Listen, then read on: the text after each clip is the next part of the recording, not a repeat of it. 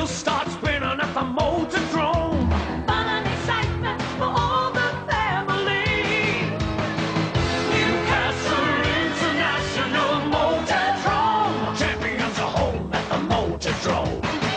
Newcastle International Motordrome. Where all the action is. The rubber is burning.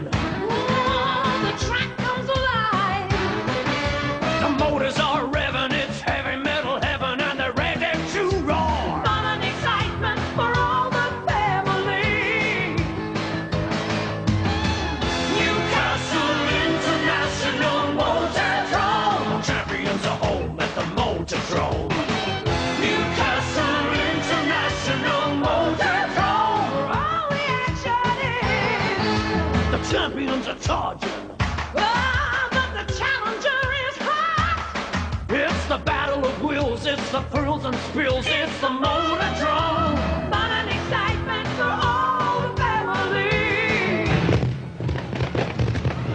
Newcastle International Motordrome. Champions are home at the Motordrome.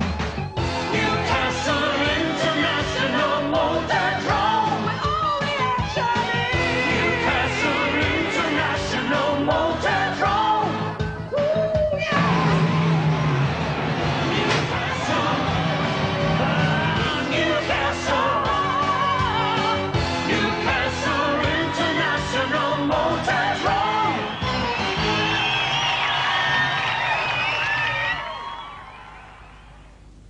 Thank you very much, everyone, and welcome along to the Winds Newcastle Motordrome for the presentation of our Tetron Engineering second Super Sedan Test match. The clash, nation takes on nation, Australia versus the United States of America. We have some sensational drivers representing their teams. We had a very spectacular first test match here a few nights ago. In fact, it was on Boxing Day, and the Australian team set up a 1-0 series lead by winning that test match by just 2 points, 34 points to 32. For those of you who were here, you will remember that the last heat was conceded by the United States team following a spectacular crash down in the middle of turn 3-4 involving Bert Cheatham from the United States of America. The guys have worked very hard on their cars during the week. They're all here, they're set and ready to go. But right now, let me introduce you to both teams, then I'll have a talk to both captains. So get yourselves ready to cheer for your favourite team. First of all, the Australian team. Tonight, let me run through all 4 drivers for you. In the yellow car number 1, the team captain, John Pine. Beside him, in team number 4 car, Stu Robertson. Driving the red, white and blue number 1 car, the current Australian champion, Ron Pine. And on the end of the line, driving the blue and white car number 6, it's Newcastle's John Brown. John Pine, you go into this test match tonight, second test match, leading by 1 test to 0. What are the tactics? Well, by the looks of the tactics, Ross there got 5 cars, so I'd like to see 1 removed from the centre for a start. And looks like the only way they're going to beat us is bring 5 of them. So the thing is, no, joking, but the thing is, Ross, we should be able to go out there and race pretty hard. I just hope that the scrutineer keeps a look on their cars as far as the drivers who drive. You know, if there's no legalities on the cars, the same as we're going to run by the rules. So I just hope it's good, fair and square racing out there tonight. OK, you guys got away with the first test match, and it was a real close struggle all the way. No doubt you've had a little bit of a chat about how you're approaching tonight's test match. Are you going to give anything away? Well, I think it's a team effort, and the team will race as a team. We did pretty well the other night, and you know, it was pretty close right to the end, and just unfortunate down there in the corner what happened, and I think that's racing. There was nothing in it, and just a bump, and it ended up in disaster. So, you know, I hope tonight that there's no bumps and it's just hard and fast racing. Good luck tonight, John. Here's the coin. We'll get you to toss in just a moment. Ladies and gentlemen, let me run down the American team first of all for you, and there's got quite a few American flags flying up here, I can tell you. USA number 1, John Soares. USA number 2 tonight, Charlie Schwartz. USA number 3, he's back, he's okay after his crash last week, Bert Cheatham. And I'm going to ask him to come on over, ladies and gentlemen, because we haven't had the chance to speak to him. He arrived in Australia only last night. He drove in the American Test team last year that almost clean-sheeted the Australians. Welcome back to Steve Francis. John, you go into tonight's Test match, just had one Test match down, so it's a pretty important one for you to win. Oh, it's real important, and you know, the fact that we had to spend all week putting the 2-car back together, which was pretty severely damaged, and of course the 4-car wasn't in real good shape after Bert hit the wall. I said Bert was getting rid of him and said, when he get his autograph, make sure you get it. He drove the 1-car, the 3-car, and the 4-car, so he only missed one, and it wasn't running. As far as the car being in the infield, with our luck, we want to get through hot laps before we remove that one. And we get through hot laps, and if we got 4 cars that are run, we'll worry about the 4-car. But with my luck in Newcastle, as far as ignitions and other things that happen, it's kind of nice to have a little crutch laying over there. Okay. I'd like to welcome you back, Steve. Ladies and gentlemen, Steve Francis is back. You remember his performances last year, and Steve only arriving in the country last night. You're probably just a little bit tired. We got in at 6:05 this morning, haven't been to bed yet. We kind of had to get the other car finished up and ready for tonight. So tell us very quickly about the year that's gone by for you. How's it been? It wasn't as good feature win-wise as last year was, but we were a whole lot more consistent in the points races we run at home. It was an average year. It wasn't my best, it wasn't my worst. Well, it's going to be a bit of an irony here tonight. This is our Tetron Engineering Test match. You're in the Tetron Engineering car number 7. Good luck tonight. Thank you. Ladies and gentlemen, we'll now get down to the toss situation. We have John Pine with the gold coin. John Soares is going to call again. And John, would you please make the toss? Tails. Called a tail. It sat up for a little while and rolled over to a head. The Australians have won the toss, ladies and gentlemen. Wish both teams the very best of luck. Good luck to the Australians. Good luck to the United States team. And we're ready to go racing for the second Test match for Tetron Engineering. 8 laps for the opening race on the card tonight, the Tooheys Super Sedan Invitation.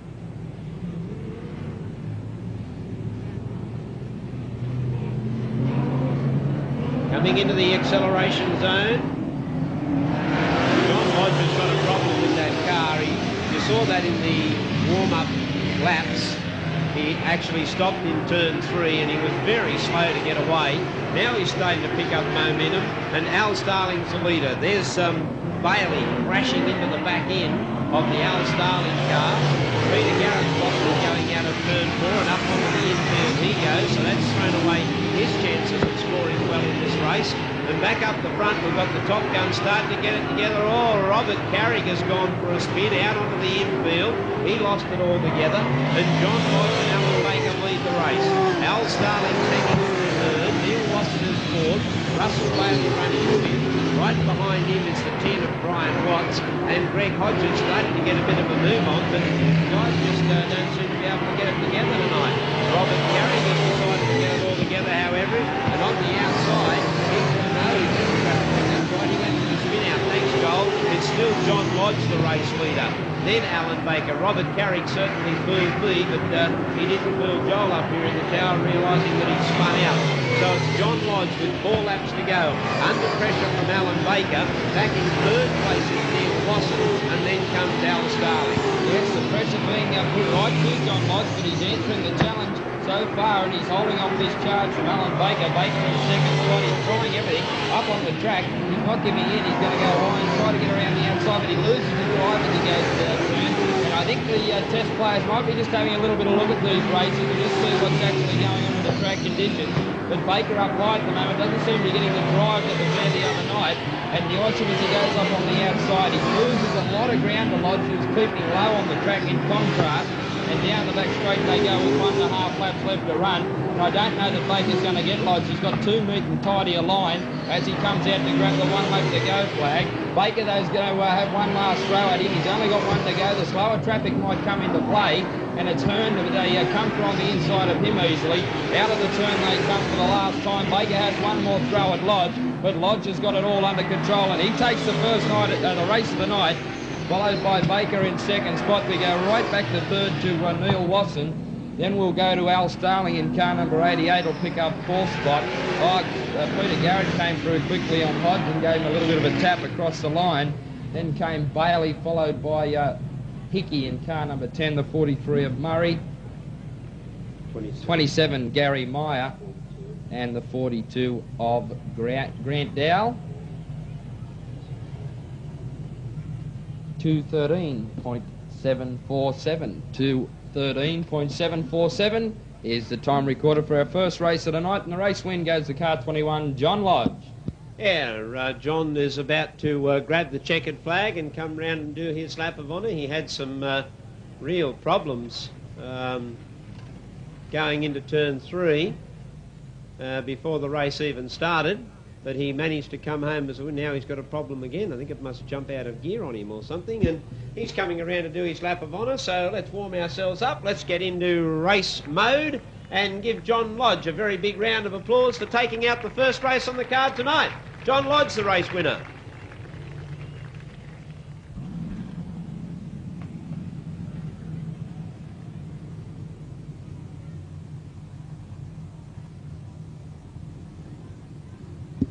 All right, we're coming into the acceleration zone for the start of the Apollo Batteries Modified Rod Invitation Heat number 1. It's event 2 on the card, and they are set racing.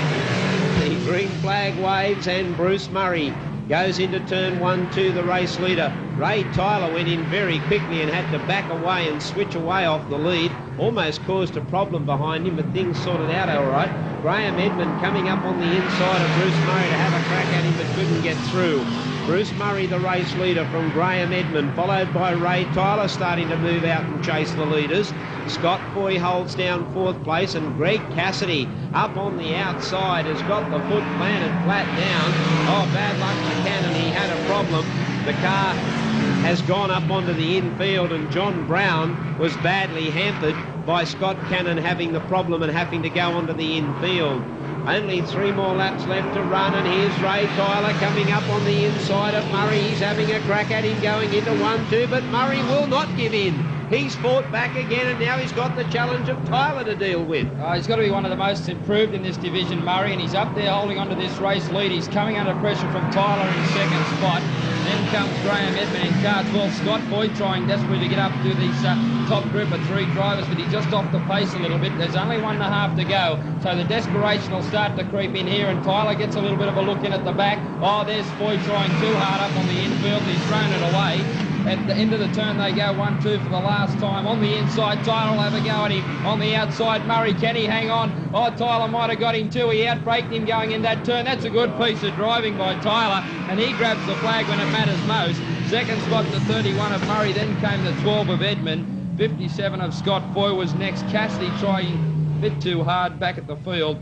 John Brown was badly hampered, and the 23 of Greg Smith will finish at the tail of the field. 1:34.610, the time recorded, and a very impressive race win right on the last turn. Goes the car number 21, Ray Tyler. Yeah, great drive, Ray. Let's hear it for Ray. 71 of Kevin Warner. Kevin Warner in 71. As we said, Tracy Millington in the car number 9. Shown as Jason in your program, but it is Tracy. And away we go. Brian Phillips got away in the centre of the front row of the grid very quickly. Tracy Millington down on the inside of the track is trying to go on with them. Warner goes around the outside, but Millington maintains the lead. There's Campbell going right round the outside, and he takes up the running. Darrell Campbell, the race leader. Tracy Millington running second. Then comes Kevin Warner, followed by Brian Phillips. The 23 car as well, one not shown on your program. I think that's Shepherd, Bill Shepherd, as they head down back straight away. Race leader, though, racing right away from them, is Darrell Campbell in the 24 car, and Tracy Millington, followed by Kevin Warner. Down back straight, there's only 2 laps left to go, and Darrell Campbell's making a cakewalk of it. Yes, Campbell shot right away from the rest of the field, only 2 laps remaining. Nicely prepared car too, doing well out in front. Now back in the field, second place Tracy Millington in the white number 9 car. She goes into turn 1-2. She's got a handy break over the 71 of Kevin Warner, back in the third spot. The 56 behind them, Brian Phillips. But there's only one to go for the race leader. Into the turn he goes for the last time. Down back straight away, and only half a lap to go under a Hunter Communications timer, and this is going to be a very easy victory. Down to the line, the first of our Formula 500 from Midcoast Petroleum, the 24 of Campbell, takes out the race. We go right back to second. Tracy Millington did a good job to hold on to second spot ahead of Warner in the 71. Then came Shepherd in car number 23. Followed by the 38 of Bob Knott across the line. Phillips ran into trouble and limps across the line just ahead of the 91 car of Richard Knott. And he will be the only other car to finish the race. 121.189, 121.189. The race win goes to car number 24, Darrell Campbell. So all cars lined up and ready.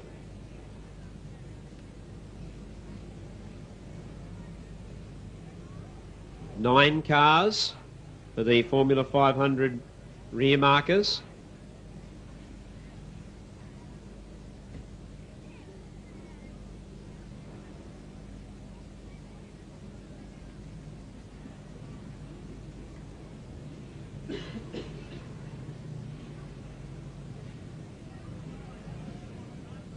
So coming into the start zone, we're set. And we're racing. Oh, gee.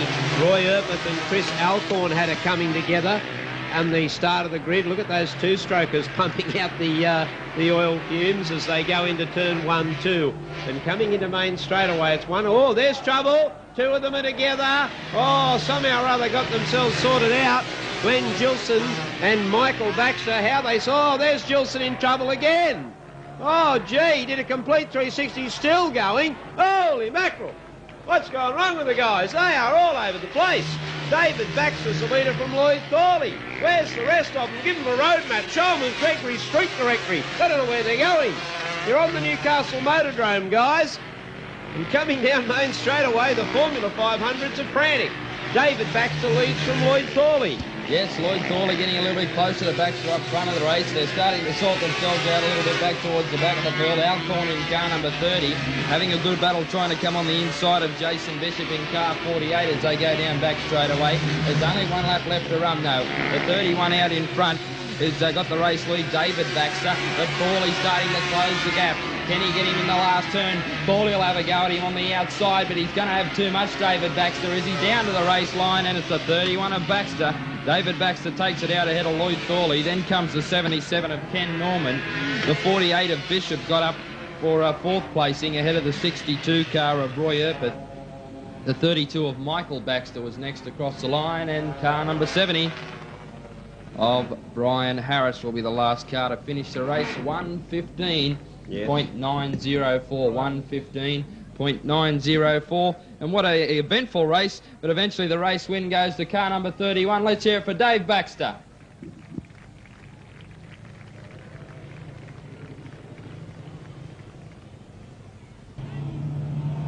Fine, he's probably trying to loosen them up already, but the officials won't be too keen about that. Certainly won't. The lights gone solid now. They flash ready for a start in heat number 1. Into the acceleration zone they go, and the green flag falls to send them on their way. John Pine gets the advantage in turn 1-2. Charlie Schwartz comes up on the inside of his teammate Francis. Francis will want to be careful too because Brown's right there as well to come through the gap. So they're pretty tightly bunched the first lap. John Pine leads for Australia. Brownie comes through up into third place, so they've got the advantage from the first heat. And Francis is struggling a bit in that car. He's tailed off now at the back of the field. It's John Pine out in front. Now Charlie Schwartz has got to try and get past Pine and kill the 3 points. But he's starting to run out of laps.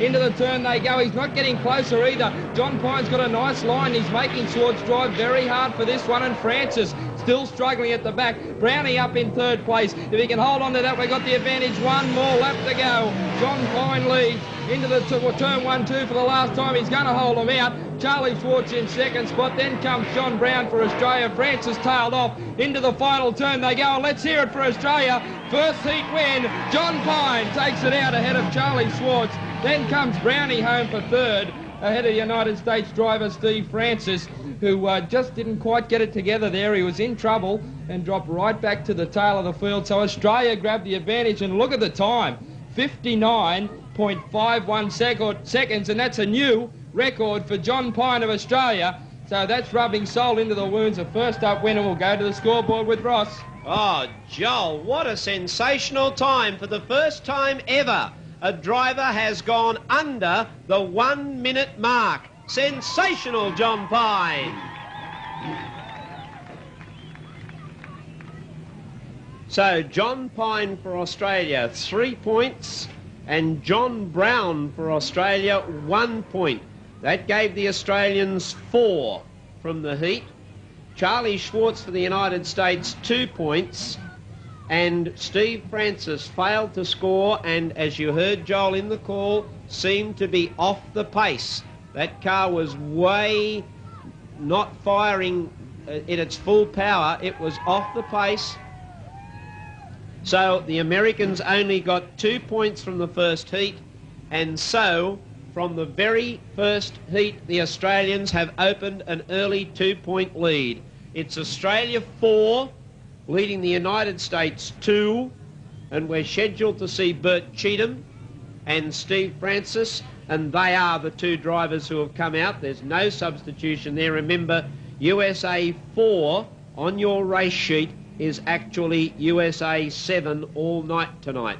For the Australians, we see the current Australian champ Ron Pine and Stu Robertson. So this heat is as per program. It's heat 2 of the Tetron Engineering Test Match Series.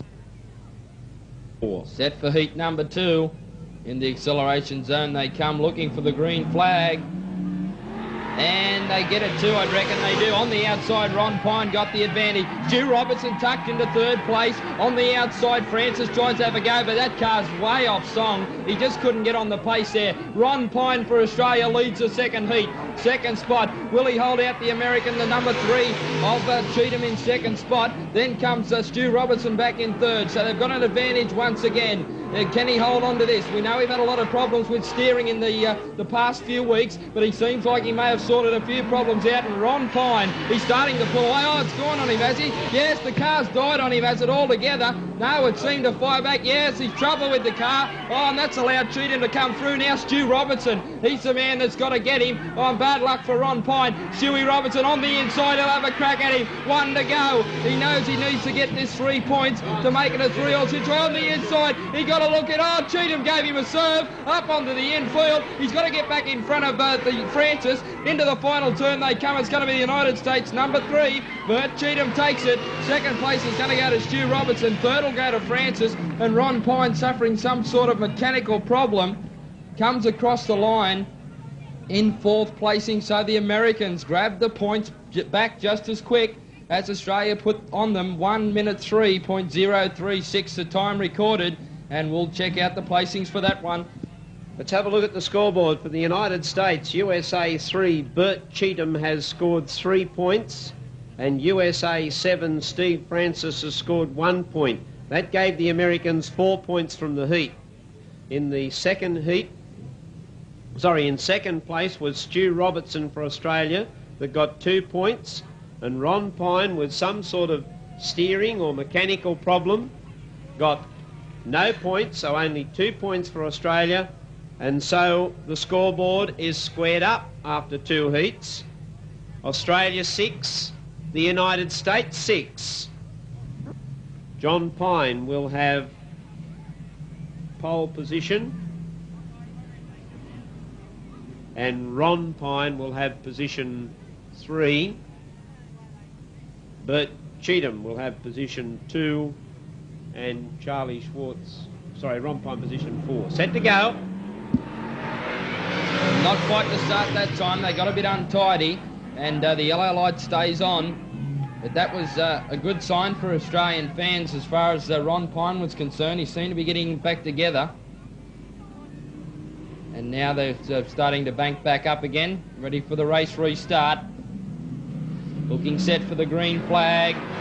This time they get it. John Pine led the way into turn 1-2. On the inside, Ron Pine got the advantage, and that's what Australia need. He's going to look for the split, but he couldn't quite get it. He'll have to tuck back down in third spot and keep his cool, because right behind, Cheatham's going to put the pressure to him. You can bet your money on that.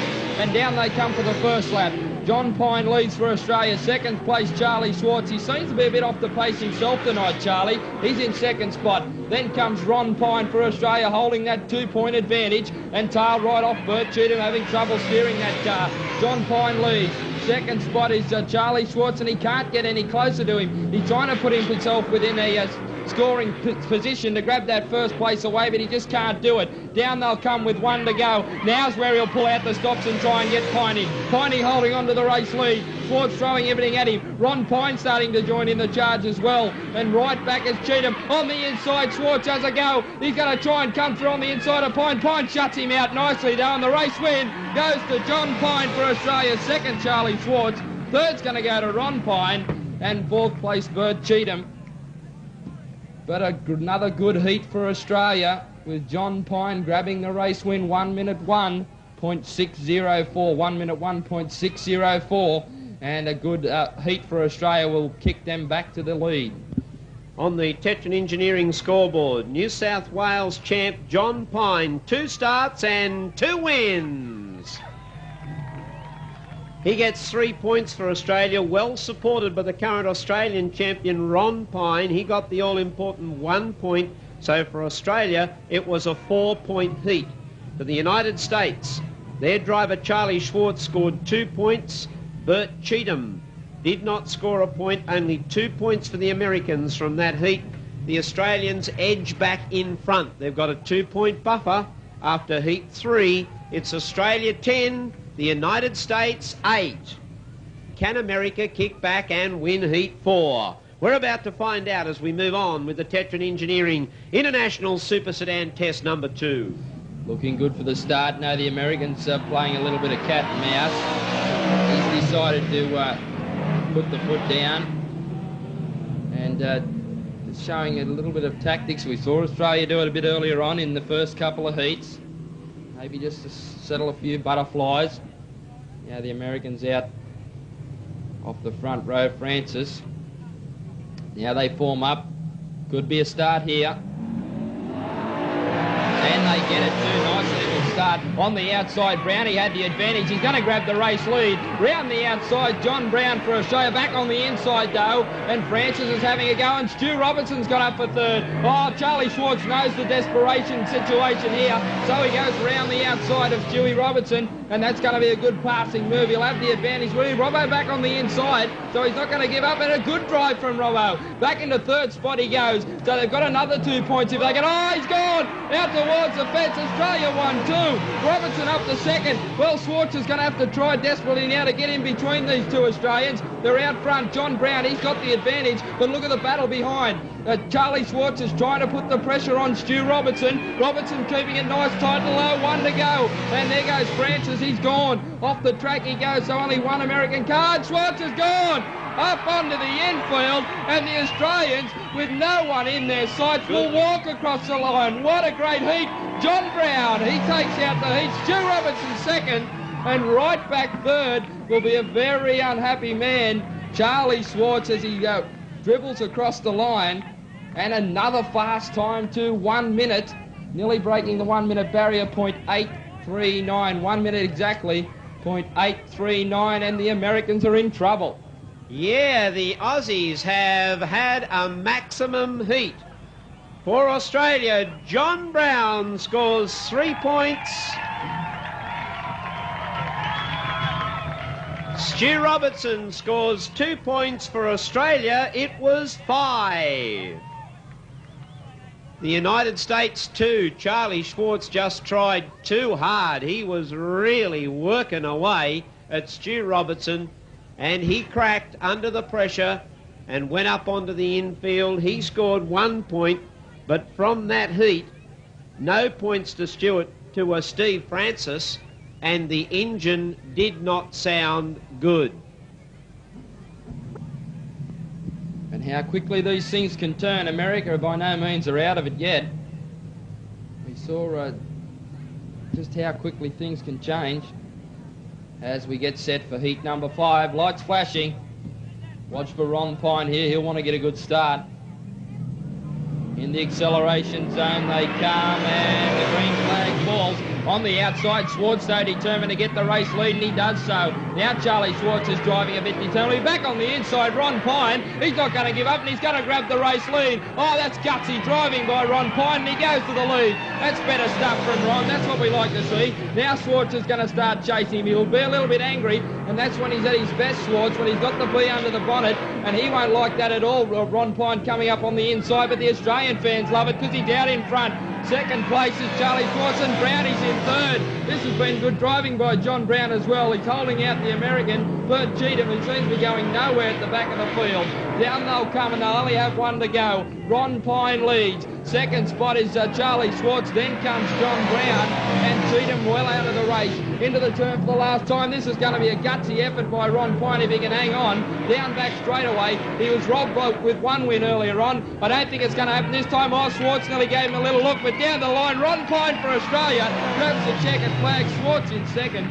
John Brown came quickly home for third, and Bert Cheatham in car number 3 finishing in a disappointing 4th spot. Another quick time as well. 1 minute exactly, .752, and that's good sign for the Australian fans. Ross, Ron Pine is starting to fire. Well, let's have a look at the Tetron Engineering scoreboard for Australia. 4 points.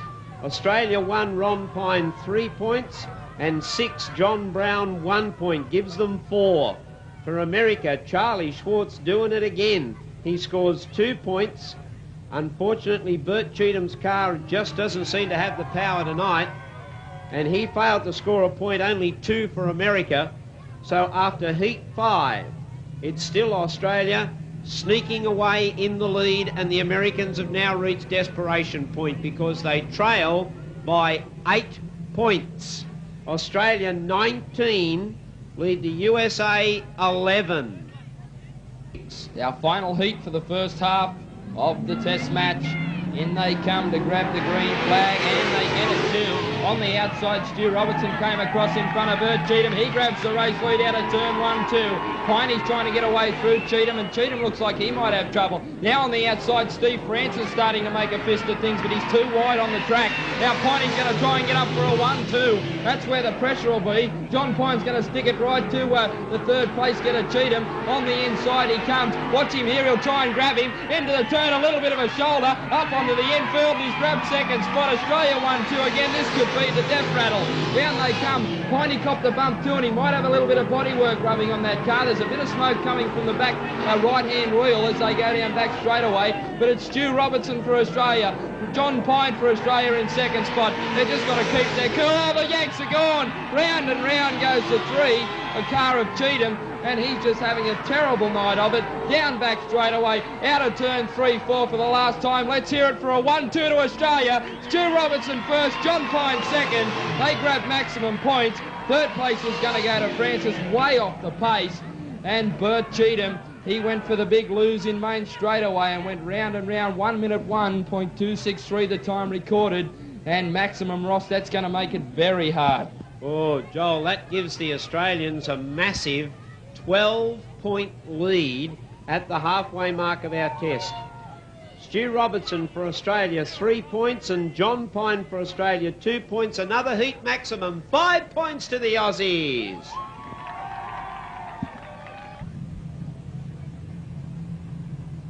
This is the Castrol modified race number 2.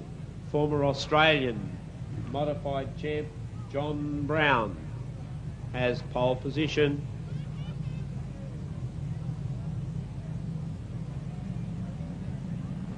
And apparently we're not in the right positions. Now the guy's having a little bit of trouble getting in grid order tonight. Why, I don't know.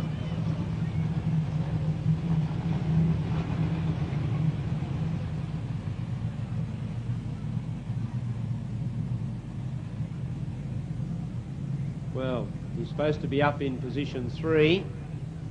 Why didn't he go there in the first place? Oh well, anyhow. Just call the race, Ross. Okay, it's John Brown and Greg Cassidy up front. And this is the Castrol Modified Invitation Race number 2.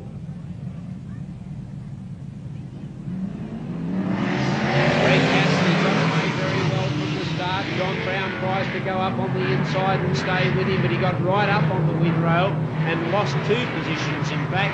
Drops back to third, and it's unusual to see the Test 2 driver John Brown making those mistakes.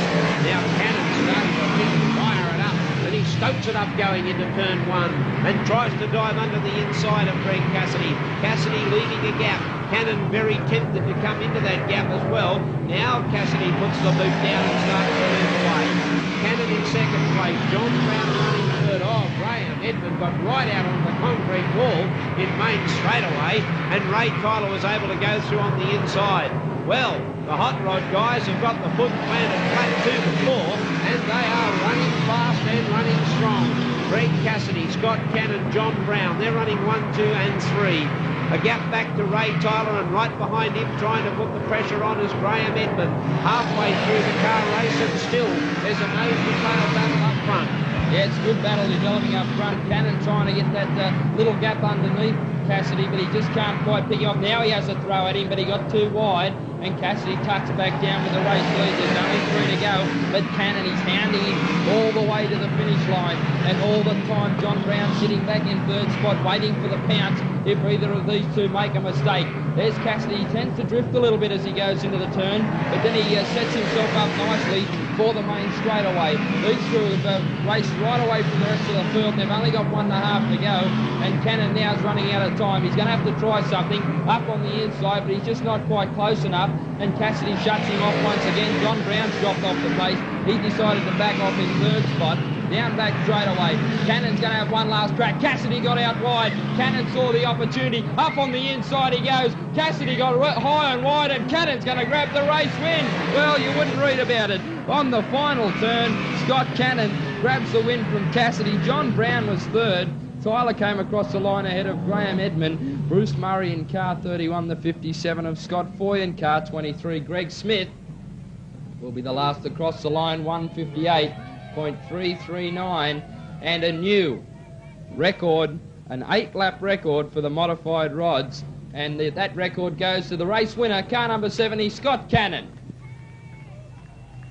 Yeah, congratulations. Let's give Scott a big round of applause. The records are just being blitzed here at the Motordrome.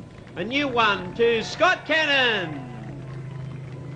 So if we gave Adam Clark a big rap about being a star of the future in the speed cars, I think I'm going to continue that rap with Scott Cannon. I think he can be a star of the modified rod ranks as well. Only a youngster, plenty of experience. Always difficult to try and get a good clean start when you've got the race broken into 2 groups, but we'll have another go at it.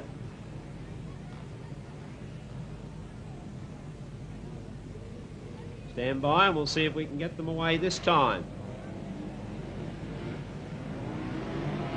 That is a nice start, and from the front row of the grid it was Richard Knott in the 91 car who tried to put the pressure to John Knott in the 99, but John Knott was equal to the charge. Oh, there's trouble towards the back of the pack. Darrell Campbell slowed down and hammered a few behind him, but John Knott has the lead, followed by Michael Baxter.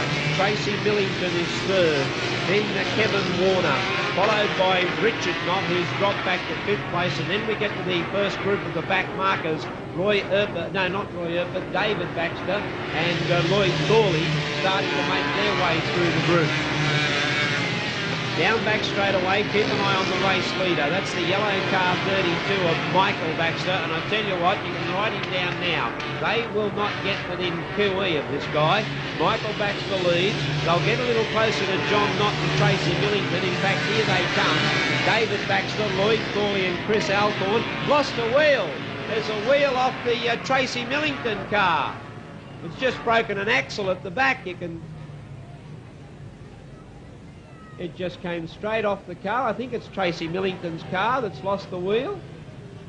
And she's done a pretty good job to keep that going. Well done, Tracy. Keep that car running. You are missing a wheel, though.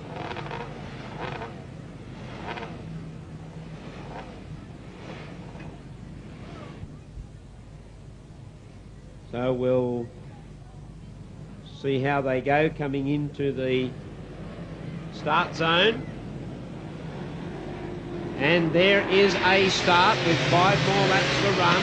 And David Baxter shot to the lead. Lloyd Thorley's gone quickly. Michael Baxter drifted offline, but keep an eye on the battle up front. David Baxter on the inside. Lloyd Thorley now switches back to the inside. Wow, there's a nice smooth pass. And Lloyd Thorley goes to the lead. David Baxter running second. Michael Baxter is third. And Jason Bishop has worked his way up to fourth. Well, the wily old fox, Lloyd Thorley, he grabbed the race lead. He's got all the experience in the world, and he showed that. He suckered David Baxter up high on the track and then slipped back down on the inside. Baxter in second spot, Michael Baxter back in third placing. Then comes car 48 of Jason Bishop, and those cars are pretty well strung out as they come down with only 2 to go. Lloyd Thorley leads. Second spot is David Baxter. Then comes Michael Baxter. Bishop getting a little bit closer to Michael Baxter, and that's where the interest might be, to see whether he can get up to that third placing. He can forget about Lloyd Thorley with only 1 to go. He's got this race covered. Into turn 1, 2 he goes. He's got a nice style low on the track. He came out of it beautifully, sets himself up. Down back straight away, and he'll come down to grab the checkered flag. Car number 20, Lloyd Thorley, a very impressive win ahead of the 31 of David Baxter. Then came Michael Baxter in the 32, Bishop in car 48. Then we go right back to what will be 99 of John Knott, or will it be? No, Gilson comes up on the line ahead of John Knott. Then came the 91 of Richard Knott. And the last couple to come across the line, the 23 of Shepherd, and car 38, which is another Knott, Robert Knott, taking over in this division of Speedway. But let's have a round of applause for a veteran of the racetrack and a very talented driver in his day, the 20 of Lloyd Thorley.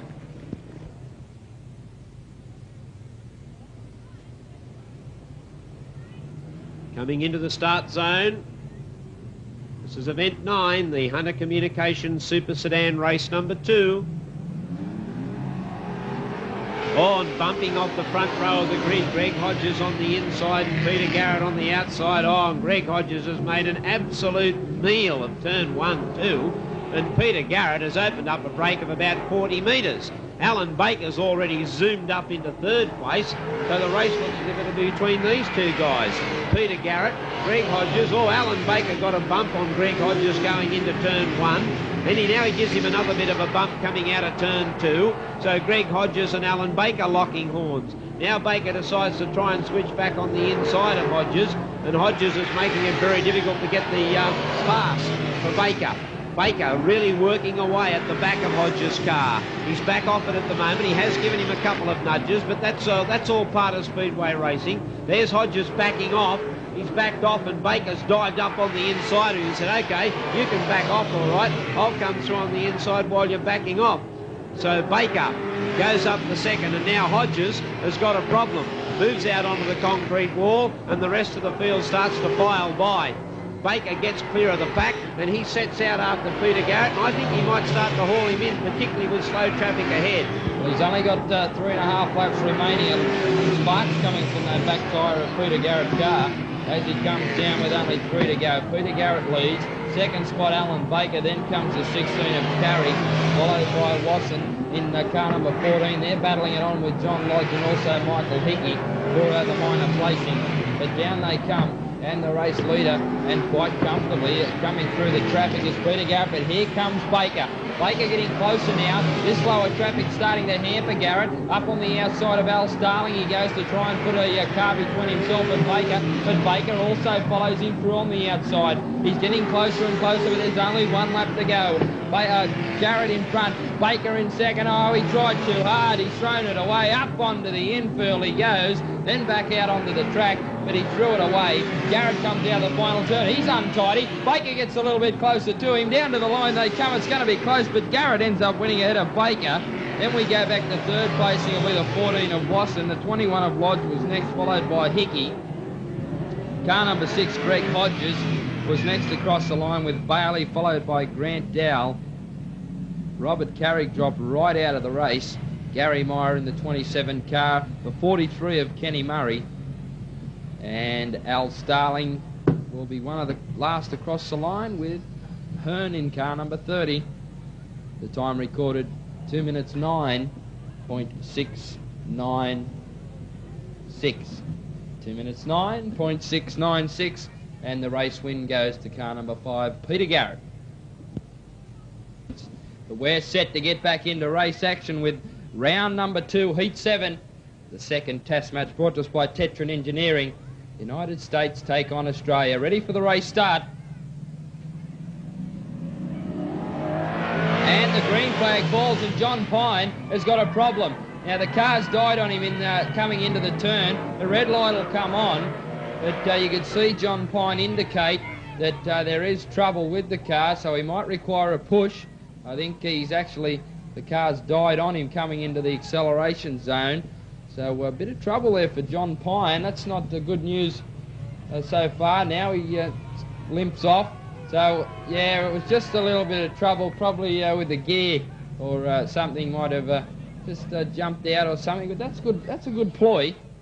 I mean, he was out of the race. You could see, I think he honestly might have missed the start, but John will probably tell you otherwise. He was asleep, Joel.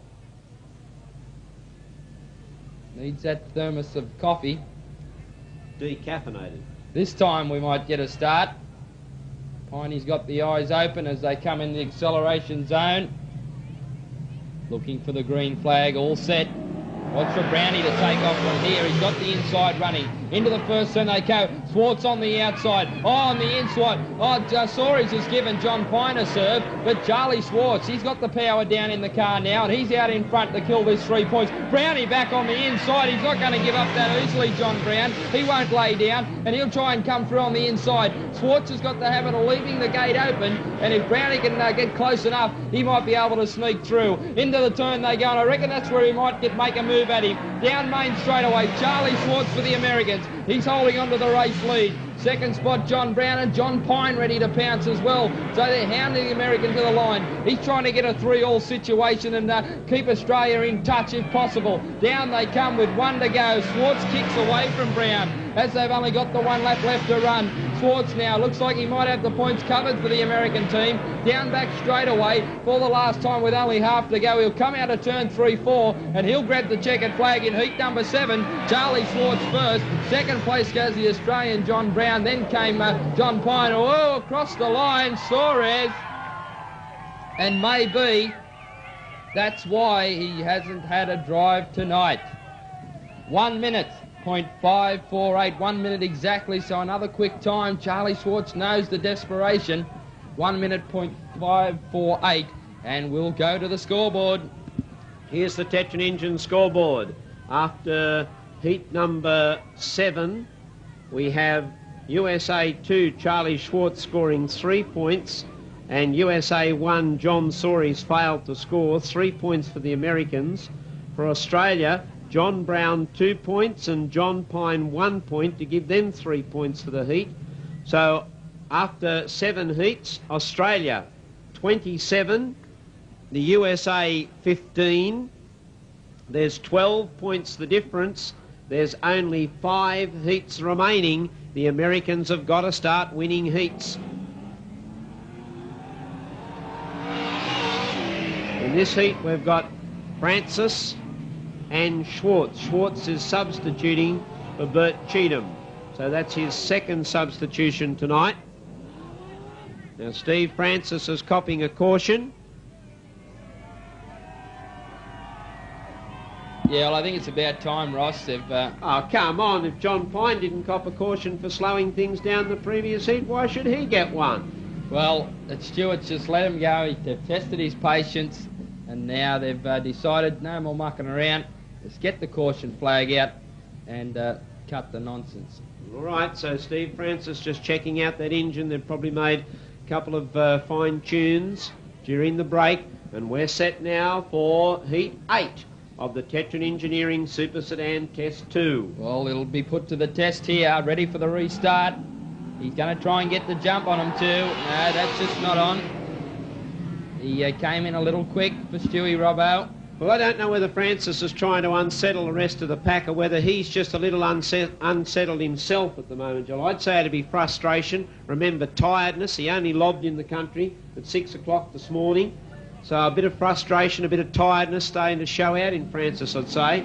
Well, they come for the restart this time. That looks a little bit better. Now they get the start. On the inside, Francis. On the outside, Stu Robertson. He's kept the foot down. Will he grab the advantage down back straight away? Oh, they're racing side by side. This is good stuff. Into the turn they go. They're all bunched up. On the inside, Francis. Oh, Piney gave him a little bit of a nudge. On the outside, Stewie Robbo's got them all. Oh, that's a gutsy effort by Stewie Robbo. He'll come back down across in front of the Americans now, and he's shut them out. 3-all. Francis seems to have come alive in this second half of the test. He's coming up on the inside to try and get the advantage, but Stu Robertson, he's holding on. Look at the Americans putting the block on Ron Pine. They're running side by side. They want to keep out. Piney put him round. Oh, round he goes. Will the light come on? It does. Well, I think that might be trouble for the Australians, and a little bit of impatience from Ron Pine. They had the 3 points up front, locked at 3-all, and that's all they need to do, Australia. And he just washed the back around a little bit, did the 7 of Francis. And Ron Pine, for my opinion, just got the little touch on him and sent him around, but we'll wait for the Chief Stewart decision. Yes, the decision is through. A 2-lane restart and Ron Pine to the rear. Joel, what a sensational heat of test match racing, side by side. Oh, some of the great racing we've seen here, and the best is yet to come. In they come, the acceleration zone. They get the green flag. This time Schwartz was a little bit quicker away. Stu Robertson will try and hold the advantage on the inside. Now Ron Pine needs to get up in front of Francis, or the Americans grab 2 points back. Oh, Stewie Robbo says, get out of the way, Schwartzy, I'm coming through. I want the race lead, and he's grabbed it. This has been good, determined driving, but back on the outside. Schwartz is not going to give up. He's going to have a go at him as well. Oh, Ron Pine's into the fence, and that's a bit of bad luck, but they've got the 3 points killed. Stu Robertson, well, he's on fire. Oh, he opened the gate. Right, Charlie Schwartz right on the line. It's going to be close, but I don't know. I'd hate to call that one. Well, we'll wait for the official decision, but I think Stu Robertson might have just snuck home. Well, the official decision is USA 2. Charlie Schwartz is first. You're kidding. Schwartz is first, and the Americans pick up 4 points that they desperately needed. On the scoreboard, USA 2, Charlie Schwartz scores 3 points. What a drive. And Steve Francis 1 point to give 4 points to the Americans from that heat. The Australians scored 2 points. They both went to Stu Robertson. He picked up the 2 points. Ron Pine failed to score 2 for the Australians. So after 8 heats, the Americans edge themselves back into the test match. There are still 4 heats left, and they trail by 10 points. Somehow or other, they've got to get a 4-1.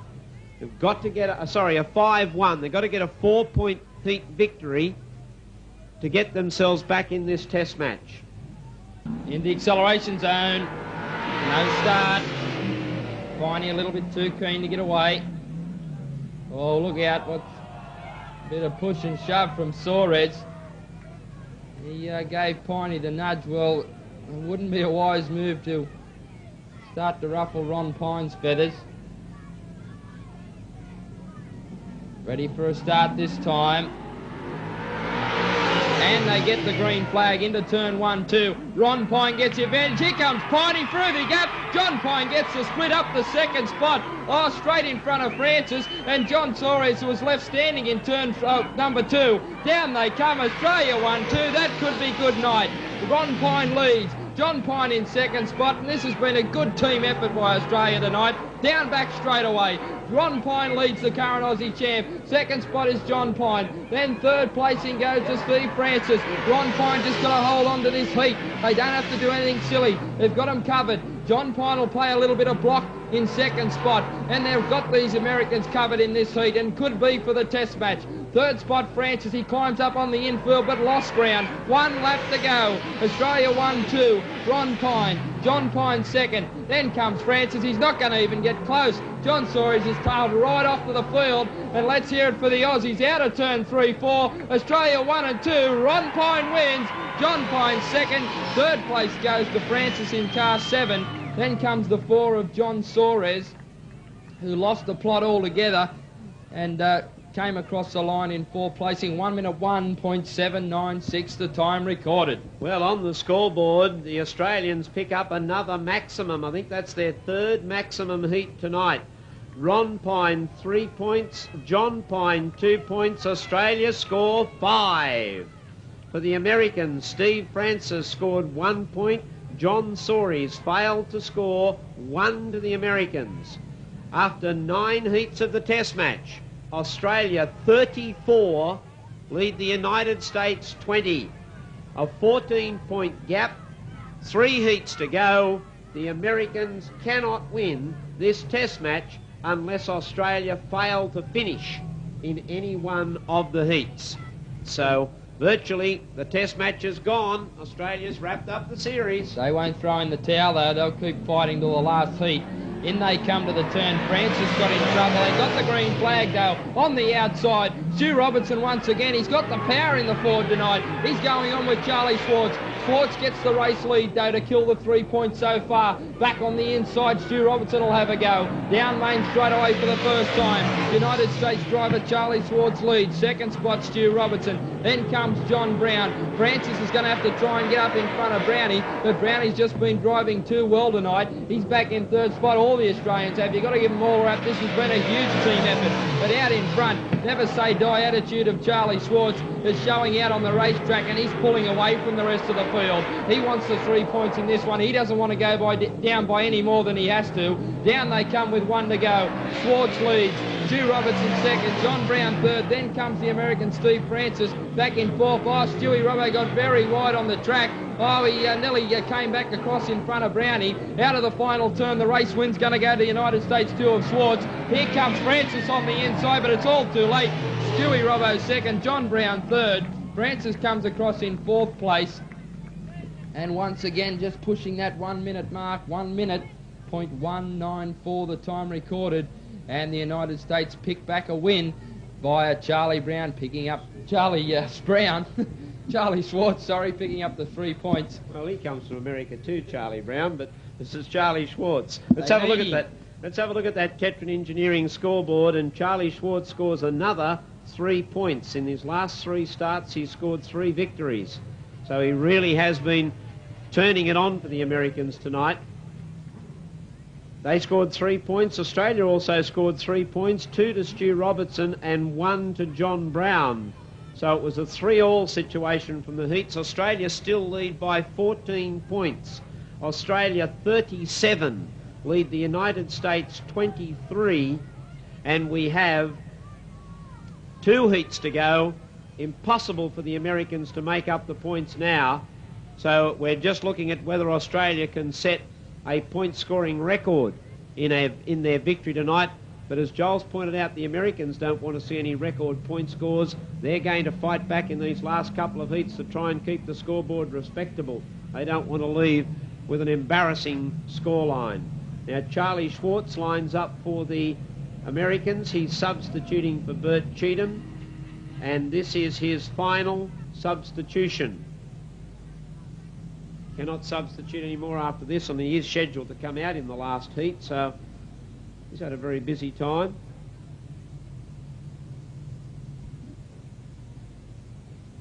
Lights are flashing. Stand by for heat 11 of our Tetron Engineering test. Second last heat. Ready for the start. That's a good formation as they came out of the turn. And John Brown took the power down. Schwartz on the outside. Willie grabbed the race advantage. Round the outside goes Charlie Schwartz, and he's starting to turn it on. He goes to the race lead. Brown drops back to second. Then comes Ron Pine, followed by John Soares, who's well out of the race even after the first lap. Well, it's Charlie Schwartz. He's determined to make a winning night out of it. He's carried the Americans. He's their highest point scorer, and he's showing that as he goes down back straight away out of turn 3-4, and he's got the race lead. Second spot, John Brown can't get any closer. Then comes Ron Pine back in 3rd placing. He seems to have sorted out his handling problems, and at the tail of the field, John Soares. They're starting to stretch out a bit, and no challenge being made to this race leader, Charlie Schwartz. John Brown can't get close enough to him in 2nd spot. Then comes Ron Pine. Getting closer to him, though, is John Soares in car number 4. Look out. Piney's gone altogether. He balked going down back straight away. Into the turn they come. The race win goes to Charlie Schwartz. Second, John Brown. Third's going to go to Ron Pine, just ahead of John Soares, who finishes in 4th spot, 1 minute, .577. 1 minute, .577. And the heat win going to Charlie Schwartz. Well, another problem for Ron Pine, that car stopped completely, which reminds me the previous time it stopped, Joel, the steering wheel came off. I wonder, did the accelerator fall off or something that time, because it stopped completely in turn 2 and then got going again. So in that heat, it was a 3-all situation, 3 to America, thanks to Charlie Schwartz. That's his last 4 starts and 4 wins. 3 to Australia, 2 to John Brown, 1 to Ron Pine. The driver who failed to score there was John Soares.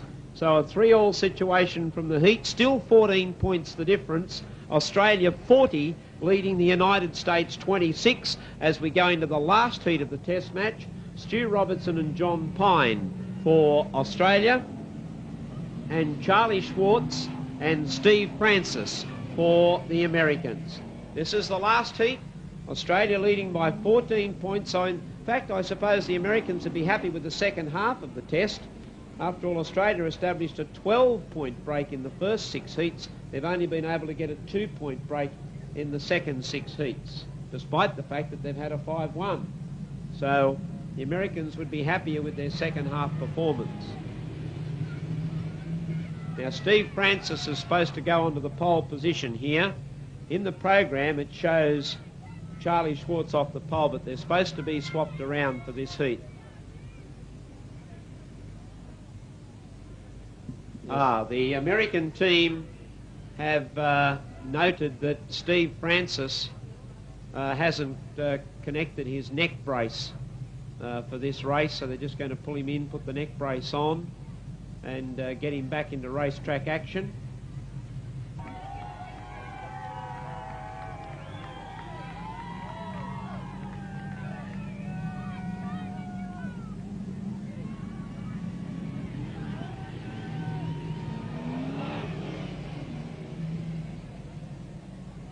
So the cars grouped up for the 12th heat of the series, and Charlie Schwartz, well, we'll see if he can make it 5 consecutive victories. He's got a tough job to do. Ready for the start, our final heat of the second test. All looks in order. And they get the green flag. John Pine was away the quickest. On the outside, Willie grabbed the advantage. On the inside, Charlie Schwartz. Schwartz goes a bit quicker, though. Gives him a little bit of a nudge, 2 down back straight away. And Schwartz, he's determined to finish the night on a winning note. Back on the inside, though, John Pine, he doesn't give up that easily. Oh, he come up onto the windrow and got a little bit untidy as they came out of turn 1-2. He's hounding Charlie Schwartz. He wants to finish on a winning note as well and make this a great night for Australia. But it's Charlie Schwartz. He leads from John Pine. Stu Robertson in 3rd place, and Francis is back at the tail. Piney gets another look under the inside of Schwartz, but Schwartz was quickly there to shut him off. John Pine, he's not going to give up. He'll throw everything at him into the final turn. 1 lap to go. It's Charlie Schwartz who's done a monumental effort for the United States, going into the turn for the last time. Down back straight away. Looks like he might cover the 3 points in this one. And down to the line in our final heat, Charlie Schwartz for the United States takes out the heat win. John Pine 2nd. 3rd place to Stu Robertson. 4th's going to go to Steve Francis. And in the final heat, the race win going to the United States 2 of Charlie Schwartz. 2nd spot was John Pine for Australia. He just couldn't quite grab him and finish off on a winning note. Stu Robertson was in 3rd place. Steve Francis back in 4th, 1 minute, .320. And the winners, the Australian team, they've won the night, the 2nd test match to make it 2-0. And well done to the guys. It really has been a huge team effort. 1 minute exactly, .320 the time for that final heat. But you've got to take your hats off to the Australian team. It is teams racing, and they showed tonight. They all pulled together after that first one. It was very close with only the 2 points in it. But tonight they've made it look like the second test against Sri Lanka, and it's 43 points to 29. And that's the final score in our second test match. We'll got a few interviews to do, so we might quickly go down trackside, and we'll go down right now to Ross Allen. Thank you very much, Joel. Ladies and gentlemen, here's one of the successful team members, John Brown. Let's hear it for John. Congratulations, John. You've helped wrap up the Test match series, so Australia have taken it out by 2 Test matches to 0, and as Joel's just pointed out, a terrific team effort. Yes, very good team effort tonight. Everyone done their bit. I can't see the selectors going past this team. At the moment, it's a very good team. Yeah, John, it just seemed to blend together tonight. The Americans tried to come back in that second half. They seemed to get their act a little bit together, and then they came up against a rock-solid combination. Yeah, well, we've all been working hard together there now, and all the cars are fairly competitive. They brought in their hot shot, but that didn't make any difference, did it? Okay, that's John Brown, very happy with his victory tonight. Let's get a chat with some of the other Aussie guys. The team captain, John Pine, coming on over. John, congratulations. Ron Pine's there too. Stewie Robertson, to the whole team. Congratulations, guys. That wraps up the series 2-0. Well, it was a great racing, Ross, and it's great for the team. The team really worked well. Everybody fired. Everybody pulled their bit that they had to do, and, you know, there's no complaints. It's a great effort from the Aussies, and great win to the Aussies. And I hope that they come back next week and we give them another run. So I think they'll come back a little bit harder than they did tonight. You know, they had a bit of mishap here and there, but even though when they're out in the track, they went racing. So, well, the second half, you were able to establish a 12-point break in the first half of the test. You only were able to sneak up another couple of points in the second half. They came back strongly. well, they're used to that sort of track. I think the track where it just dried a little, it suited their guys. You know, they do 100 laps on this sort of thing, and they do it 3 and 4 times a week. We do it once a week for 6 months, and we think we're great. But them guys are professionals, and it's a great win. All right, Ron Pine, congratulations to you. You got a little bit better there tonight. Put some points on the scoreboard. Well done. Yeah, well, I told you, a lot of people dropped a bit of faith in me with my new car, and we'll be right on the 10th of January, and we're coming where we want to come. I don't want to come on too early because I tend to tucker out too early, but the car did feel good. I'd like to thank a guy in Sydney called Grizzly Racing. His sprint car broke the track record here the other night. He's the guy that's helping me. John Brown, my sponsors, Castrol, Auto One Australia, and Wattle Spartan, and of course my crew and my wife, and the rest of the team members, because it was a team effort tonight. Yeah, big team effort. Let's see if we can track down John Soares. Here he comes on over. Ladies and gentlemen, John Soares, the American team captain. Give that team a heck of a cheer, because you told me at interval that you were not going to lie down, and you came back strong in the second half. Yeah, we did. We tried to come back and do something. I was driving Junior's car, and they set their cars up a whole lot different than I set mine up, and it was a handful to drive. But, you know, we did our best, and, you know, you said we brought in, you know, Stevie Francis, and it didn't do any good. But, you know, if you guys want to realize that he was driving an Australian car, Yeah. and that knocks the hell out of the team. Listen, John, I want to tell you, I mean, the Australians were able to set up a 12-point break in the first half, only a 2-point break in the second half. So that's what I mean. You guys came on strong in the second half of that test. Well, what does that tell you? I was missing out of the first half completely. Now, you can say what you want to say, but in that one car, I run good, and I hold up my end of the deal. And when I'm in there, we run hard. They take me out of the thing, and it makes it tough. But Charlie is the backbone of the team, and you can see that. Okay, and now he runs hard. We've got one test match to go, and you blokes will not want to be being whitewashed in this test series. No, I guarantee you that we're done fooling around, and we're going to give it our all. We're going to go up to Queensland and hope we don't take a shellacking there, but we just need to regroup and get the cars back together and find out what's wrong. But in the past, we've had problems at Newcastle with ignition and fuel and situations, and last year we didn't. So, well, one night here we only had 2 cars and we whooped them. But, hey, what goes around comes around, and these guys deserve the win, and we gave us our best, and I hope we can come back next week and or the week after and give them a hell of a run for their money. All right, we'd like to put you guys in the back of our utes, because I know you fans would like to congratulate the guys as they go around, to give them a big cheer. I'd also like to have a quick chat with Charlie Schwartz from the infield too, because I think, Joel, if you might just check the scoreboard for me, in his last 5 drives he scored 5 wins. I think it was 5 straight wins to Charlie Schwartz, if you wouldn't mind just confirming that. And Yes. I'll have a chat with Charlie in just a moment. But the Australian team climbing onto the back of the car, I think the Americans are pretty keen to put their cars back in the pit area and get some of the their wounds licked away from here, so we might not get them in our Black Thunder new FM vehicle. We've certainly got the Aussie guys, so ladies and gentlemen, here they are, the guys that represented Australia. They've won the Test match series by 2-0. John Pine, Ron Pine, Stewie Robertson and John Brown standing on the back of the ute. I'm going to try and get over and see if I can catch Charlie Schwartz, because I think we owe him a congratulations for an outstanding effort that he put in on the racetrack in that second half of the Test match with 5 starts and 5 wins. And we'll just see if we can get a quick word with Charlie here. He's having a can of Coke at the moment. My old fella might be getting a bit tired and finding it a bit hard. But Charlie, I do want to have a quick chat with you because I want to get these fans to congratulate you. Ladies and gentlemen, please show our sportsmanship. 5 consecutive victories to this guy in the second half of the Test match. I tell you what, that's just something else. Well done.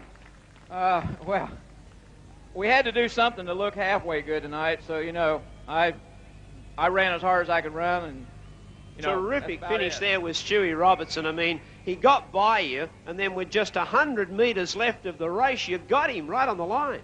Well, you know, I had to do something to look good, you know. It's just, we were looking pretty bad tonight, and, you know, and if Stu would have beat me there, I would have been heartbroken. I think I'd just about had to give up.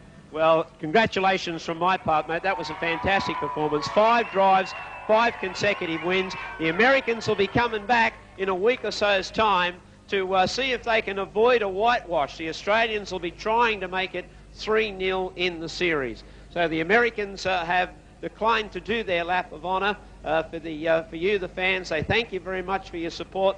Charlie's just all tuckered out there. He can hardly find enough strength to speak to me. The Australians have done their lap of honour, and our Tetron Engineering Test match has gone quite decisively to the Australian team, and the 3rd Test match coming up in a couple of weeks' time. The next time we see the Super Sedans here is, in fact, next Wednesday night when we run the Super Sedan Classic and the Speed Cars. That's an open meeting, and we'll see a lot of the drivers who will be trying to shoot for the Australian title, particularly some of the interstate guys. They want to be here for that meeting so they can get used to the Motordrome track before the Australian Championship. So we've got some great meetings coming up, Joel, and we've still got plenty more racing left tonight. Now they're starting to pack up a little closer. That was the format that we were looking for, and we should be pretty set for a start.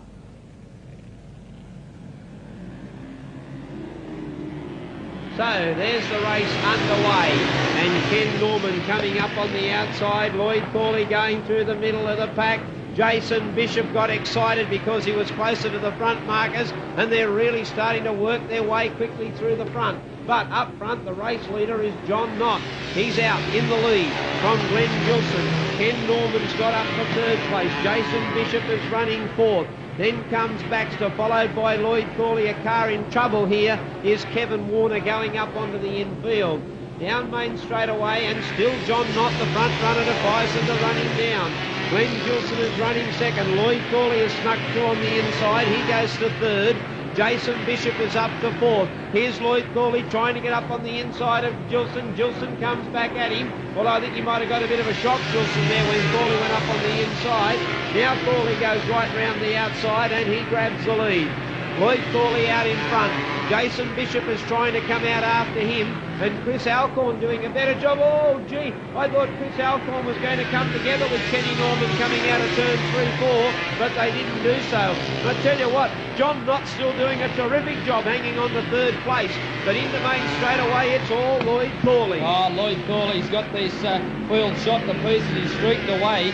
2nd place is Bishop, then getting up for 3rd place very quickly. Oh, one up and over into the fence, and it's one of the Baxters. It might be the 31 of David Baxter. Well, he's moving around, so that's a good sign.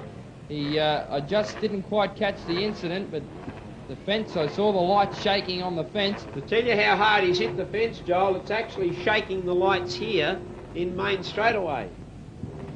A huge rollover. Didn't quite pick it up. He's up and out of the car, so that's good to see. Joel, he's bent the wire fence, the safety wire fence. The bar is bent right back, And that is why we keep telling people that you must not stand down near that wire catch fence. He's bent that fence right back. He dug into the track, and I didn't see the incident, but having a listen to the officials who are telling me about it, he just dug into the track, went up and over the concrete wall. He missed the concrete wall. He actually hit the catch fence. He hit the catch fence on the full and then bounced back down onto the racetrack. So hard did he hit it, shaking lights right around our complex. Single file restart with Lloyd Thorley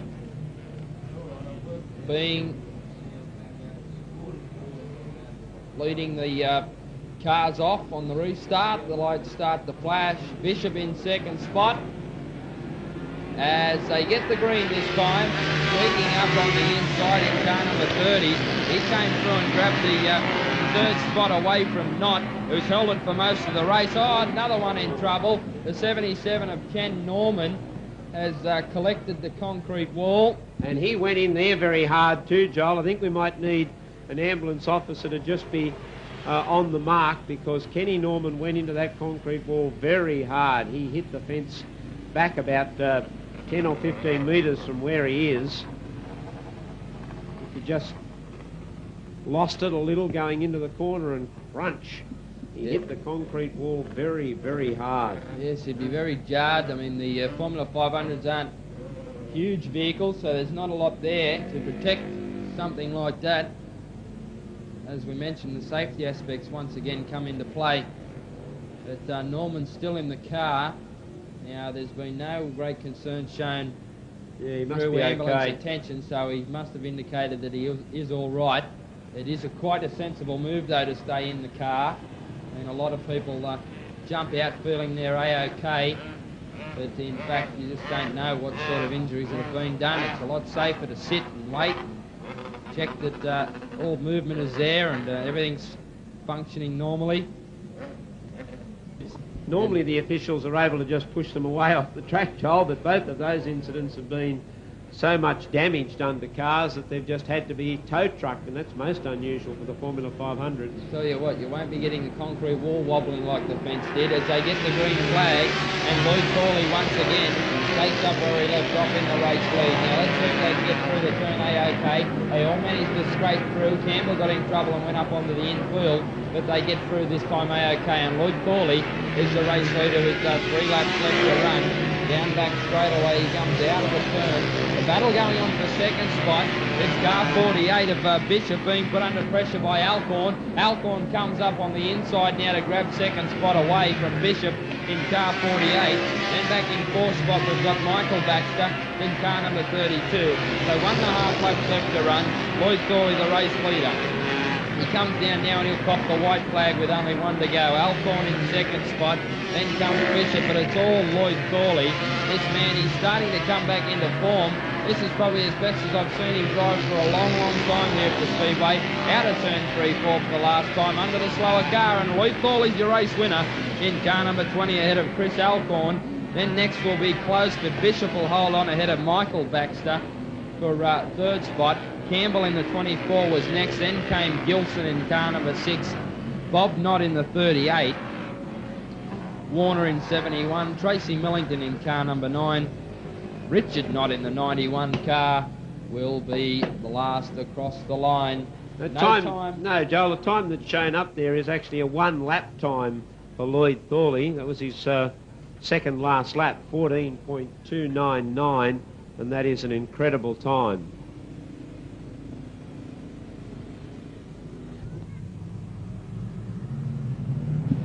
Coming into main straight away, and away they go in the Arc Hire modified rod final, and it was Scott Foy who raced to the lead from Greg Smith. Ken Murray under pressure. On the outside, Scott Cannon. On the inside, John Brown. Back at the tail of the field, Graham Edmonds straight to the concrete wall. Ray Tyler's trying to come through on the inside of Scott Cannon, who's up very high on the track. And second last place just ahead of Graham Edmonds is Greg Cassidy. But down main straight away, Scott Foy's given them the slip. John Brown, the test team driver, is starting to come out of the pack. He's moved up to third place. Here's Ray Tyler. He's done a tyre. Right-hand rear is flat and he can't get off the racetrack. He's wobbling all over the place. And Scott Foy has the race lead, but he comes back to the pack, and John Brown will appreciate that, because that lets him sit right on his tail.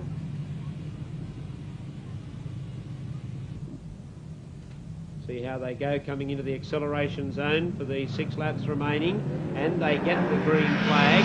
Scott Foy. Greg Smith is now going to be a bit of a handicap for John. He drifted up very high, and John Brown should be able to drive up on the inside, but Greg Smith kept the power going, and he's holding on to second. Oh, Graham Edmonds into the concrete wall again.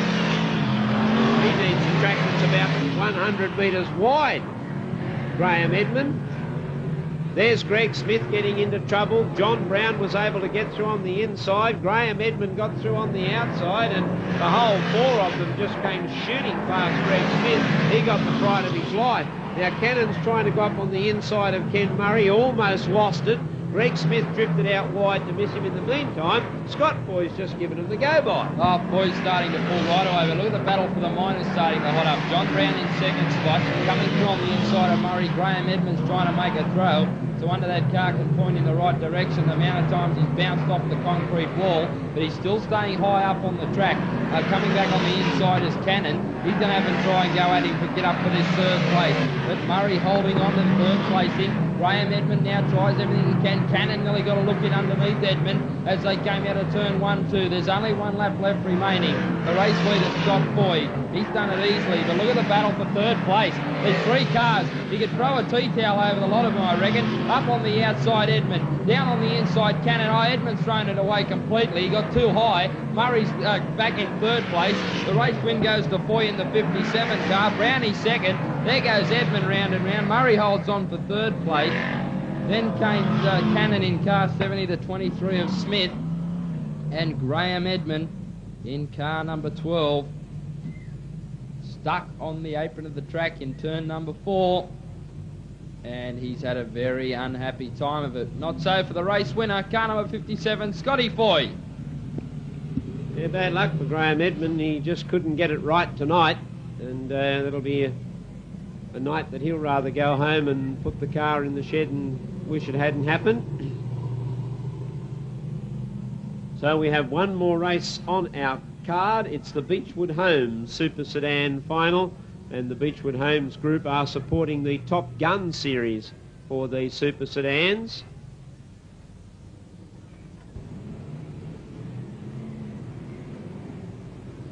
We're looking set for a start. The lights begin to flash.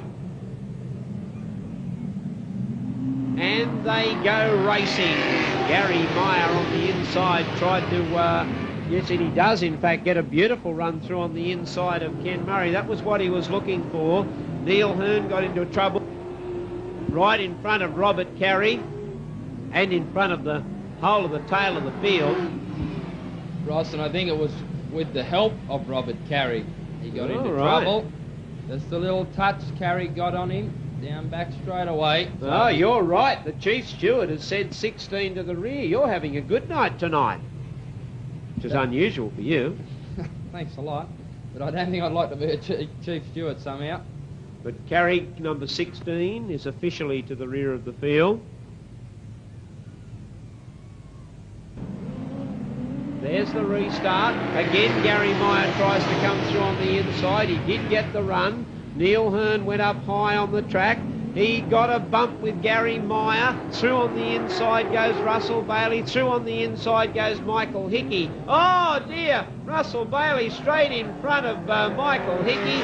Then Gary Meyer collected him. Ken Murray collected him. And we still haven't completed a race lap. And this time it's car 12 of Russell Bailey who goes to the rear of the field.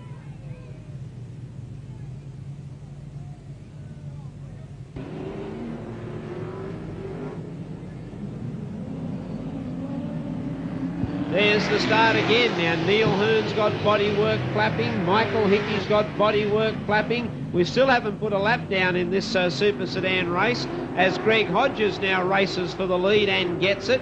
Ken Murray on the inside holds down second place. I think we're going to get a lap on the scoreboard. Oh, are we? Alan Baker came off the infield, charging down in front of everybody. What caused that, I'm not sure, but Baker looked like he came out of the infield and down onto the racetrack. Greg Hodges has grabbed the lead. Second place is Gary Meyer. Now Alan Baker gets through for third. Ken Meyer goes back to fourth. Michael Hickey is fifth. Robert Carrick has worked up to sixth place. Al Starling's had a spin out and trying to get off the racetrack. I don't know whether he can get it restarted. Now the red light comes on as Greg Hodges comes through the corner. So Al Starling was the driver who got into problems, and he will now go to the rear. Yep, all on his own. Yep, he went all on his own, so that's the third driver in just 2 laps to be shown the rear of field sign. First it was Robert Carey, then it was Russell Bailey, and now it's Al Starling. And a single file. Restart. So they move in behind Greg Hodges. 13 laps to go. And the green flag sends them away with Greg Hodges bouncing back into the lead. Gary Meyer in second place, or Ken Murray getting out wide as Michael Hickey powers his way through on the inside. Robert Carrick is miraculously up to 5th place after being sent to the rear of the field 2 laps ago. So he's picked off about 8 cars in 2 laps. He's really making a move. Peter Garrett goes up onto the infield. Tries to keep it together and come back down into the car race and does, but he comes back down in almost last place. Alan Baker putting the work on Gary Meyer to try and get clear of him because he realises he's got to get clear to get out after Greg Hodges. If he gives him too big a break, he won't be able to peg him back. Greg Hodges leads from Gary Meyer. Alan Baker moving up on the outside of Meyer, but that's the hard way round. In fact, he lost ground there, lost about 10 metres. Michael Hickey in 4th place, Robert Carrick 5th, and a gap back to John Lodge, who, as I said tonight, driving very consistently, very smoothly, slowly but surely starts to pick his way through the field. Down back straight away, past the Hunter Communications timer, and Greg Hodges is the leader, followed by Gary Meyer. But I think Greg Hodges, I don't know whether his tyres might be saying to go off or what the case may be. Alan Baker's having another crack at Gary Meyer on the outside, Meyer on the inside, Baker on the outside. Baker tries to hold on that little bit longer. He and Gary Meyer have had to come in together. Michael Hickey threw it sideways. Robert Carrick went up onto the infield. Red light has come on.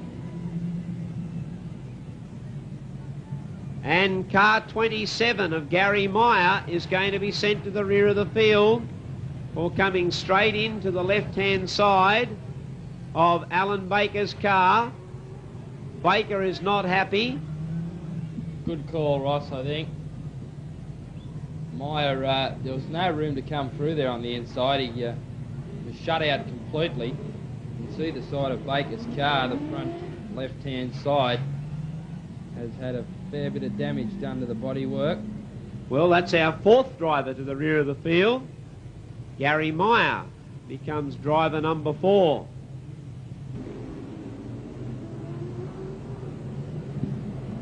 There's the green light and away they go. Greg Hodges, can he hang on? Because Alan Baker is now right behind him and has got 7 laps to work away at him. Michael Hickey in 3rd place. Robert Carrick running 4th. John Lodge smoothly up into 5th. And Neil Wasson doing a pretty consistent job of it is in 6th place. Just 7 laps away from victory. And Greg Hodges has got a lot to do because he's got Alan Baker, Michael Hickey, Robert Carrick, John Lodge and Neil Wasson not all that far behind. Yes, they're all tightly bunched up the front of the race. Baker got a little bit wide there and Hickey came through on the inside. He tried to get the pass on him. He just couldn't quite get it. Now he moves up on the inside of Baker. Baker drifts wide down back straight away. Hickey's trying to come through to that 2nd spot, and Hodges is holding on to the race lead. Hodges leads the way. Baker now decides to make a move on the outside. He came in very hard underneath. He had to back off there to avoid any collision. That's a good piece of driving by Baker, but that hampered Hickey, and Hickey dropped back to 4th spot, and a caution flag now is going out to the whole field. So Chief Steward's indicating that he's had enough and he's put a caution on the whole field. But in the turn they go, a little bit of bodywork comes off the Baker car, and Baker, try as he may, he just can't get to Hodges to put himself within some sort of striking shot to grab this race lead away from him. Down they come once again with only 3 laps left to run. Hodges from the Canberra club, he's got the race lead. Look at them all bunched up behind. It's turning into a one-lane racetrack, so Baker's going to have to try something Desperado style. Up high he moves out of the turn, but that's not the way round. Down main straight away. It's still anyone's race up for grabs. 2 laps to go. Baker right up to the bumper now of Hodges. Watch for Baker. He'll start to get desperate and frustrated, and he'll try something. Up on the outside. Carrick's moved up into 3rd spot. 1 lap to go. Al Starling spun out in turn 3-4. Down they go, and it's brought on the red light, believe it or not. Well, bad luck. It was developing to a good finish. Only had 1 lap to go. You'd think they'd declare the race. Well, no, under the racing rules, the steward is pointing out that he has to go back with 2 laps to go to finish a final. What will his tactics be? Looks like he's just going to settle down the first half of this lap. Now he moves up on the outside of Hodges. He's going to run side by side with him and put the pressure on. But he runs the risk of moving out too wide and allowing Carrick to get to him. 1 more lap to go. Maybe Hodges can hang on. Baker is coming up on the inside. Hodges' car's on the inside. Baker's going to have a go at him on the outside. Oh, he's blown at Baker. Hodges comes home first. Baker hangs on for second. Then came Carrick, followed by Lodge and Hickey. Neil Wasson was next, followed by Bailey. Then came Peter Garrett in front of Gary Meyer and Ken Murray, and Al Starling at the rear of the field. So, at long last, the Super Sedan final comes to an end and the race win goes to Greg Hodges. Ladies and gentlemen, that wraps up our Tetron Engineering Test match tonight. Congratulations to the Australian team and to you Australian fans. You've wrapped up. Newcastle International Motordrome. The champions are home at the Motordrome. Your heart starts racing. Your pulse is pumping. Everyone's a winner when the wheels start spinning at the Motordrome. Fun and excitement for all the family. Newcastle International Motordrome. Champions are home at the Motordrome. Newcastle International Motordrome. Where all the action is. The rubber is burning. Whoa, the track comes alive. The motors are revving. It's heavy metal heaven and they're ready to roar. Fun and excitement for all the family. Newcastle International Motordrome. Champions are home at the Motordrome. Newcastle International Motordrome. Where all the action is. The champions are charging. Ah, but the challenger is hot. It's the battle of wheels. It's the thrills and spills. It's the Motordrome. Fun and excitement for all the family. Newcastle International Motordrome. The champions are home at the Motordrome.